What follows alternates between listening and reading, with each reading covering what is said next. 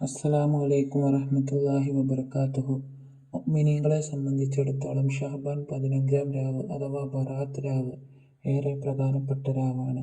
ഈ രാവിൽ പാപികൾക്ക് അല്ലാഹു പുറത്തു കൊടുക്കുകയും നരകമോചനം നൽകുന്നതിനുമാണ് ബറാത്ത് രാവ് പേര് വരാൻ കാരണം. വളരെയേറെ പ്രാധാന്യത്തോടെ നമ്മുടെ പൂർവികർ ഈ രാവിൽ ഇശാ മഗ്‌രിബിനിടയിൽ 3 യാസീൻ ഓതി വരാറുണ്ട്. ഇൻഷാ അല്ലാഹ്. 3 യാസീൻ എന്തിനു വേണ്ടി ഓതുന്നുവോ ആ കാര്യങ്ങൾക്ക് വേണ്ടിയുള്ളതാണെന്ന് ഹദീസിൽ വ്യക്തമായി വന്നിട്ടുണ്ട്.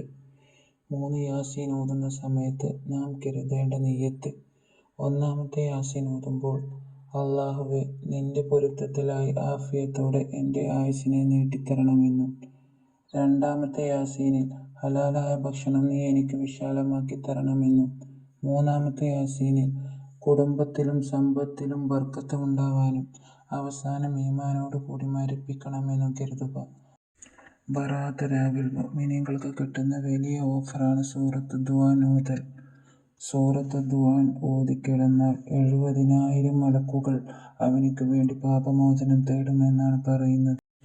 മാത്രമല്ല, രാവിലെ വരെ അവനിക്ക് വേണ്ടി ദുആ ചെയ്തുകൊണ്ടിരിക്കുമെന്നുമാണ് ഹദീസുകളിൽ പറയുന്നത്. അതിനുശേഷം 100 തവണ യാ ഹയ്യു യാ ഖയ്യൂം ബിറഹ്മതിക അസ്തഗീസ് എന്ന് ചൊല്ലുക. എന്നെന്നും ജീവിച്ചിരിക്കുന്ന നാഥാ, നിന്റെ കാരുണ്യം കൊണ്ട് ഞാൻ സഹായം തേടുന്നു. ഇതെല്ലാം ചൊല്ലി റബ്ബിനോട് ദുആ ചെയ്താൽ റബ്ബ് നമ്മുടെ പ്രാർത്ഥന സ്വീകരിക്കുകയും ചെയ്യും. യാതൊരു സംശയവും വേണ്ട. പുണ്യമായ ബറാത്ത് രാവിൽ അല്ലാഹു എല്ലാ മുസ്ലിംകൾക്കും പുറത്തു കൊടുക്കും.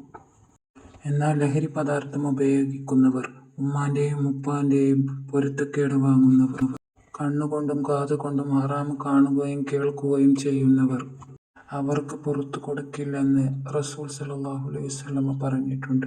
പ്രിയമുള്ളവരെ, അത്രയും നീചമായ പ്രവർത്തനങ്ങൾ മാറ്റിവെച്ച് തൗബ ചെയ്ത് ബറാത്ത് രാവിലേക്ക് മടങ്ങണമെന്ന് പറയുന്നു. അല്ലാഹു നമ്മെ വിജയികളിൽ ഉൾപ്പെടുത്തുമാറാകട്ടെ. ആമീൻ ആമീൻ. ഇൻഷാ അല്ലാഹ്.